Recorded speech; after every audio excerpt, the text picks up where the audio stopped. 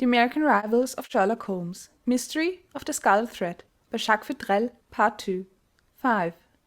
The thinking machine stared steadily into the eager, exultant eyes of the newspaperman, until Hatch, at last, began to fear that he had been precipitate. After a while, under close scrutiny, the reporter began to feel convinced that he had made a mistake. He didn't quite see where, but it must be there, and the exultant manner passed. The voice of the thinking machine was like a cold shower. "Remember, Mr. Hatch," he said critically, "that unless every possible question has been considered, one cannot boast of a solution. Is there any possible question lingering yet in your mind?" The reporter silently considered that for a moment, then, "Well, I have the main facts anyway. There may be one or two minor questions left, but the principal ones are answered." "Then tell me, to the minutest detail, what you have learned, what has happened." Professor Van Dusen sank back in his old, familiar pose in the large armchair, and Hatch related what he had learned and what he surmised.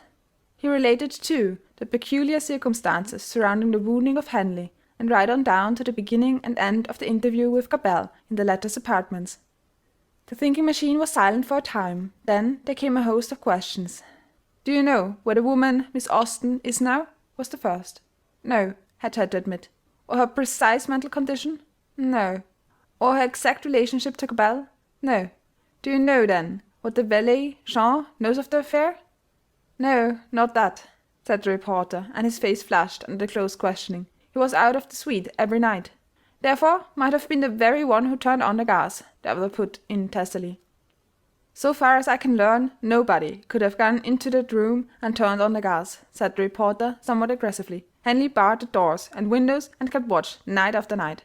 Yet, the moment he was exhausted and fell asleep, the gas was turned on to kill him," said the thinking machine. "Thus, we see that he was watched more closely than he watched." "I see what you mean now," said Hatch after a long pause. "I should like to know what Henley and Cabell and the valet knew of the girl who was found dead," the thinking machine suggested. "Further, I should like to know if there was a good-sized mirror, not one set in a bureau or dresser, either in Henley's room or the apartments where the girl was found. Find out this for me and... never mind, I'll go with you." The scientist left the room. When he returned he wore his coat and hat. Hatch arose mechanically to follow. For a block or more they walked along, neither speaking.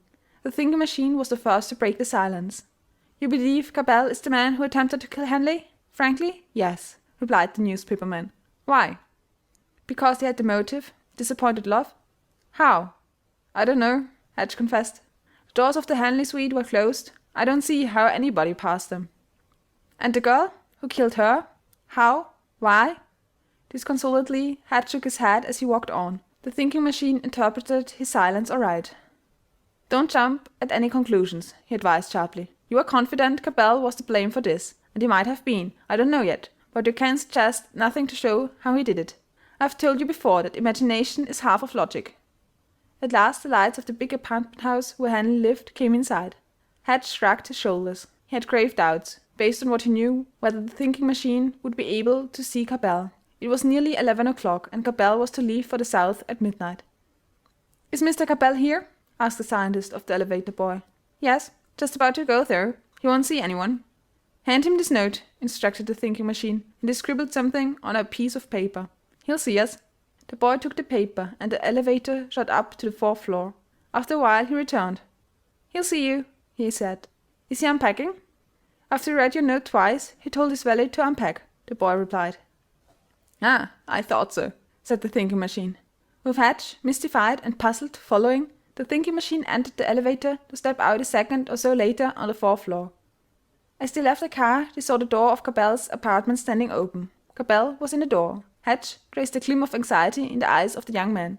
"Professor Van Dusen?" Cabell inquired. "Yes," said the scientist. "It was of the utmost importance that I should see you. Otherwise, I shouldn't have come at this time of night." With a wave of his hand, Cabell passed the detail.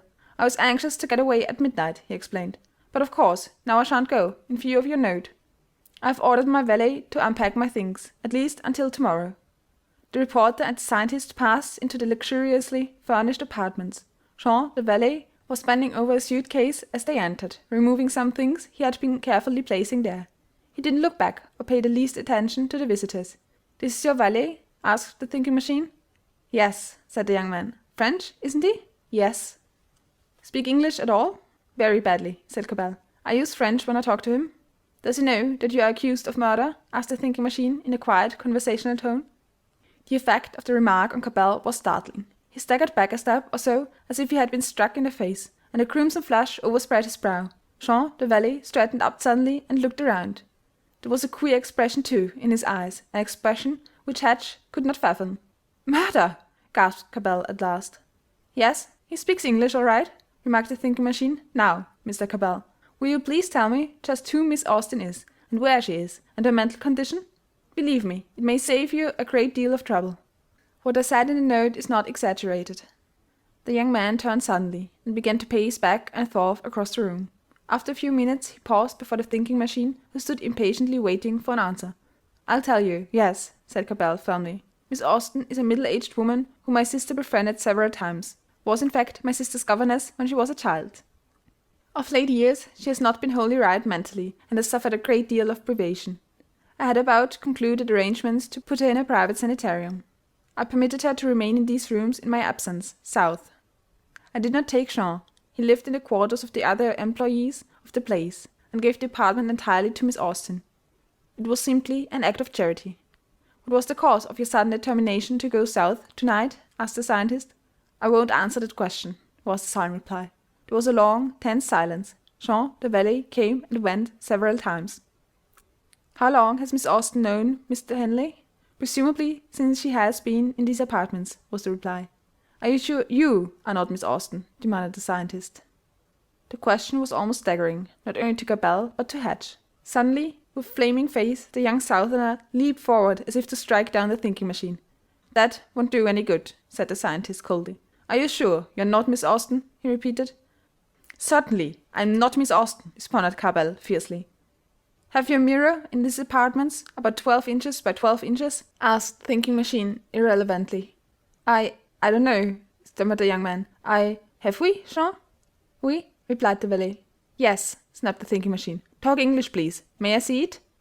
The valet, without a word, but with a silent glance at the questioner, turned and left the room. He returned after a moment with the mirror.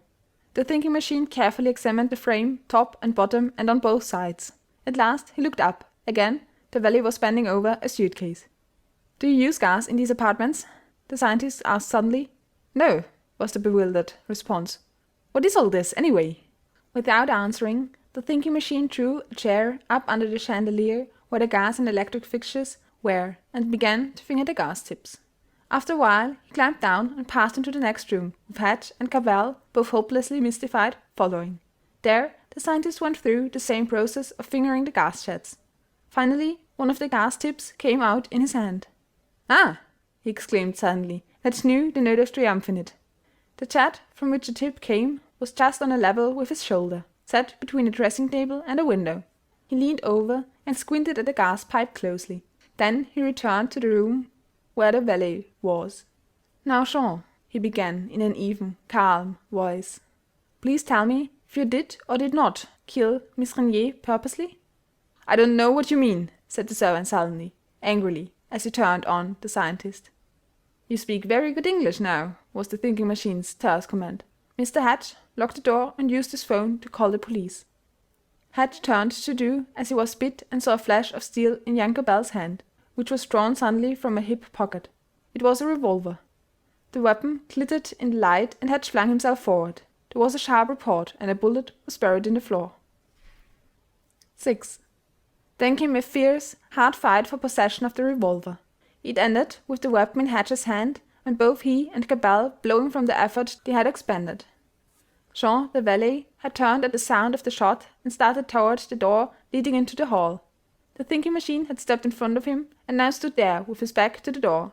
Physically he would have been a child in the hands of the valet, yet there was a look in his eyes which stopped him. "Now, Mr. Hatch," said the scientist quietly, a touch of irony in his voice, "hand me the revolver, then phone for Detective Mallory to come here immediately. Tell him we have a murderer, and if he can't come at once, get some other detective whom you know." "Murderer!" gasped Cabell. Uncontrollable rage was blazing in the eyes of the valet, and he made as if to throw the thinking machine aside, despite the revolver, when Hatch was at the telephone. As Jean started forward, however, Cabell stopped him with a quick, stern gesture. Suddenly the young Southerner turned on the thinking machine, but it was with a question. "What does it all mean?" he asked, bewildered. "It means that the man there," and the thinking machine indicated the valley by a nod of his head, "is a murderer, that he killed Louise Renier, that he shot Weldon Henley on Boston Common, and that, with the aid of Miss Renier, he had 4 times previously attempted to kill Mr. Henley. Is he coming, Mr. Hedge?"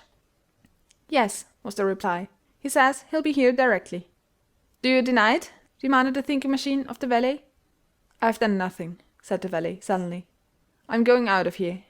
Like an infuriated animal he rushed forward. Hedge and Cabell seized him and bore him to the floor. There, after a frantic struggle, he was bound, and the other 3 men sat down to wait for Detective Mallory. Cabell sank back in his chair with a perplexed frown on his face. From time to time he glanced at Jean. The flush of anger which had been on the valet's face was gone now. Instead there was a pallor of fear. "Won't you tell us?" pleaded Cabell impatiently. "When Detective Mallory comes and takes his prisoner," said the thinking machine. 10 minutes later they heard a quick step in the hall outside, and Hedge opened the door. Detective Mallory entered and looked from one to another inquiringly. "That's your prisoner, Mr. Mallory," said the scientist coldly. "I charge him with the murder of Miss Renier, whom you were so confident committed suicide. I charge him with 5 attempts on the life of Weldon Henley, 4 times by gas poisoning, in which Miss Renier was his accomplice, and once by shooting. He is the man who shot Mr. Henley." The thinking machine arose and walked over to the prostrate man, handing the revolver to Hedge. He glared down at Jean fiercely. "Will you tell how you did it, or shall I?" he demanded. His answer was a sullen, defiant glare. He turned and picked up the square mirror which the valet had produced previously. "That's where the screw was, isn't it?" he asked as he indicated a small hole in the frame of the mirror. Jean stared at it, and his head sank forward hopelessly. "And this is the bathrobe you wore, isn't it?" he demanded again, and from the suitcase he pulled out the garment with the scarlet stripe. "I guess you got me all right," was the sullen reply. "It might be better for you if you told the story then," suggested the thinking machine. "You know so much about it, tell it yourself." "Very well," was the calm rejoinder. "I will. If I make any mistake you will correct me." For a long time no one spoke. The thinking machine had dropped back into a chair and was staring through his thick glasses at the ceiling. His fingertips were pressed tightly together. At last he began. "There are certain trivial gaps which only the imagination can supply, until the matter is gone into more fully. I should have supplied these myself, but the arrest of this man, Jean, was precipitated by the attempted hurried departure of Mr. Cabell for the South tonight, and I did not have time to go into the case to the fullest extent. Thus we begin with the fact that there were several clever attempts made to murder Mr. Henley. This was by putting out the gas which he habitually left burning in his room. It happened 4 times in all, thus proving that it was an attempt to kill him. If it had been only once, it might have been an accident. Even twice, it might have been accident. But the same accident does not happen 4 times at the same time of night. Mr. Henley finally grew to regard the strange extinguishing of the gas as an effort to kill him, and carefully locked and barred his door and windows each night. He believed that someone came into his apartments and put out the light, leaving the gas flow. This, of course, was not true. Yet the gas was put out. How? My first idea, a natural one, was that it was turned off for an instant at the meter. When the light would go out, then turned on again. This, I convinced myself, was not true. Therefore, still the question, how? It is a fact. I don't know how widely known it is, but it is a fact that every gaslight in this house might be extinguished at the same time from this room without leaving it. How? Simply by removing the gas jet tip and blowing into the gas pipe. It would not leave a jet in the building burning. It is due to the fact that the lung power is greater than the pressure of the gas in the pipes and forces it out. Thus, we have the method employed to extinguish the light in Mr. Henley's rooms, and all the barred and locked doors and windows would not stop it. At the same time it threatened the life of every other person in the house, that is, every other person who used gas. It was probably for this reason that the attempt was always made late at night. I should say 3 or 4 o'clock. That's when it was done, isn't it? He asked suddenly of the valet. Staring at the thinking machine in open-mouthed astonishment, the valet noted his acquiescence before he was fully aware of it. "Yes, that's right," the thinking machine resumed complacently. "This was easily found out, comparatively. The next question was how was a watch kept on Mr. Henley? It would have done no good to extinguish the gas before he was asleep, or to have turned it on when he was not in his rooms. It might have led to a speedy discovery of just how the thing was done. There's a spring lock on the door of Mr. Hanley's apartment, therefore it would have been impossible for anyone to peer through the keyhole. There are no cracks through which one might see. How was this watch kept? How was the plotter to satisfy himself positively of the time when Mr. Hanley was asleep? How was it that the gas was put out at no time of the score or more nights Mr. Hanley himself kept watch? Obviously he was watched through a window. No one could climb out on the window ledge and look into Mr. Hamley's apartments. No one could see into the apartment from the street. That is, could see whether Mr. Hanley was asleep or even in bed. They could see the light. Watch was kept with the aid offered by the flagpole, supplemented with a mirror. This mirror. A screw was driven into the frame. It has been removed now. It was swung on the flagpole rope and pulled out to the end of the pole, facing the building. To a man standing in the hall window of the third floor, it offered precisely the angle necessary to reflect the interior of Mr. Hanley's suite, possibly even showed him in bed through a narrow opening in the curtain. There is no shade on the windows of that suite. Heavy curtains instead. Is that right? Again the prisoner was surprised into a mute acquiescence. I saw the possibility of these things, and I saw, too, that at 3 or 4 o'clock in the morning it would be perfectly possible for a person to move about the upper halls of this house without being seen. If he wore a heavy bathrobe, with a hood, say, no one would recognize him, even if he were seen, and besides the garb would not cause suspicion. This bathrobe has a hood. Now, in working the mirror back and forth on the flagpole at night, a tiny skull thread was pulled out of the rope and clung to the rope. I found this thread. Later, Mr. Hatch found an identical thread in these apartments. Both came from the bathrobe.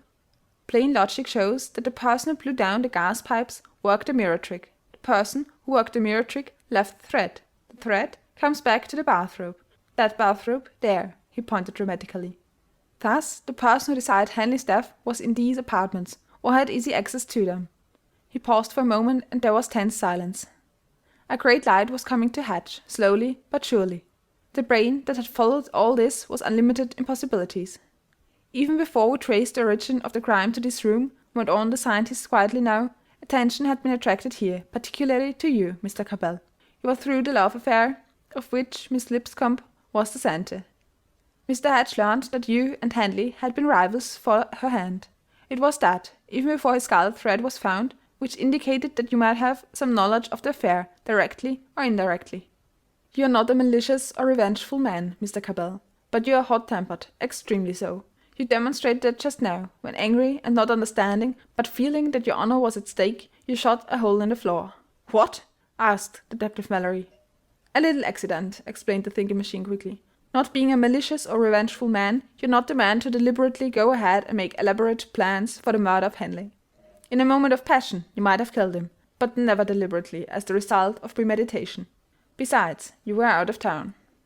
Who was then in these apartments? Who had access to these apartments? Who might have used your bathrobe? Your valet, possibly Miss Austen. Which? Now, let's see how we reach this conclusion, which led to the valet. Miss Renier was found dead. It was not suicide. How did I know? Because she had been reading with the gaslight at its full. If she had been reading by the gaslight, how was it then that it went out and suffocated her before she could rise and shut it off? Obviously, she must have fallen asleep over a book and left the light burning. If she was in the spot to kill Hanley, why did she light the jet in her room? There might have been some defect in the electric bulb in her room, which she had just discovered. Therefore, she lighted the gas, intending to extinguish it, turn it off entirely, later. But she fell asleep. Therefore, when the valet here blew into the pipe, intending to kill Mr. Hanley, he unwittingly killed the woman he loved, Miss Renier. It was perfectly possible, meanwhile, that she did not know of the attempt to be made that particular night, although she had participated in the others, knowing that Hanley had night after night sat up to watch the light in his rooms. The facts, as I knew them, showed no connection between Miss Renier and this man at that time, nor any connection between Miss Renier and Hanley. It might have been that the person who blew the gas out of the pipe from the rooms knew nothing whatever of Miss Renier, just as he didn't know who else he might have killed in the building. But I had her death and the manner of it. I had eliminated you, Mr. Cabell. Therefore there remained Miss Austen and the valet. Miss Austen was eccentric, insane, if you will. Would she have any motive for killing Hanley? I could imagine none. Love? Probably not. Money? They had nothing in common on that ground. What? Nothing that I could see. Therefore, for the moment, I passed Miss Austen by, after asking you, Mr. Cabell, if you were Miss Austen. What remained? The valet. Motive? Several possible ones, one or two probable. He is French, or says he is. Miss Renier is French. Therefore, I had arrived at the conclusion that they knew each other as people of the same nationality will in a house of this sort. And remember, I had passed by Mr. Cabell and Miss Austen, so the valet was the only one left. He could use the bathrobe. Well, the motive. Frankly, that was the only difficult point in the entire problem. Difficult because there were so many possibilities, and each possibility that suggested itself suggested also a woman. Jealousy? There must be a woman. Hate? Probably a woman. Attempted extortion? With the aid of a woman. No other motive which would lead to so elaborate a plot of murder would come forward. Who was the woman? Miss Renier. Did Miss Renier know Henley? Mr. Hatch had reason to believe he knew her because of his actions when informed of her death. Knew her how? People of such relatively different planes of life can know each other, or do know each other, only on one plane. Henley is a typical young man, fast, I dare say, and liberal. Perhaps then there had been a liaison. When I saw this possibility, I had my motives, all of them. Jealousy, hate, and possibly attempted extortion as well. What was more possible than Mr. Henley and Miss Renier had been acquainted? All liaisons are secret ones. Suppose she had been cast off because of the engagement to a young woman of Henley's own level? Suppose she had confided in the valet here? Do you see? Motives enough for any crime, however diabolical. The attempts on Henley's life possibly followed an attempted extortion of money. The shot which wounded Henley was fired by this man, Jean. Why? Because the woman who had cause to hate Henley was dead. Then the man? He was alive and vindictive. Henley knew who shot him, and knew why, but he'll never say it publicly. He can't afford to. It would ruin him. I think probably that's all. Do you want to add anything? He asked the valet. No, was the fierce reply. I'm sorry I didn't kill him, that's all. It was all about as you said, though. God knows how you found it out, he added desperately. Are you a Frenchman? I was born in New York, but lived in France for 11 years. I first knew Louisa there. Silence fell upon the little group. Then Hatch asked a question. You told me, Professor, that there would be no other attempt to kill Henley by extinguishing the gas. How did you know that? Because one person, the wrong person, had been killed that way, was the reply. For this reason it was hardly likely that another attempt of that sort would be made. You had no intention of killing Louisa Renier, had you, Jean? No. God help me, no. It was all done in these apartments, the thinking machine added, turning to Cabell, at the gas jet from which I took the tip. It had been only loosely replaced, and the metal was tarnished where the lips had dampened it. It must take great lung power to do a thing like that, remarked Detective Mallory. You would be amazed to know how easily it is done, said the scientist. Try it sometime. The thinking machine arose and picked up his hat. Hatch did the same. Then the reporter turned to Cabell. Would you mind telling me why you were so anxious to get away tonight? He asked. Well, no, Cabell explained, and there was a rush of red to his face. It's because I received a telegram from Virginia, Miss Lipscomb, in fact. Some of Henley's past had come to her knowledge, and the telegram told me that the engagement was broken. On top of this came the information that Henley had been shot, and I was considerably agitated. The thinking machine and Hatch were walking along the street. What did you write in the note you sent to Cabell that made him start to unpack? Asked the reporter curiously. There are some things that it wouldn't be well for everyone to know, was the enigmatic response. Perhaps it would be just as well for you to overlook this little omission. Of course, replied the reporter, wonderingly.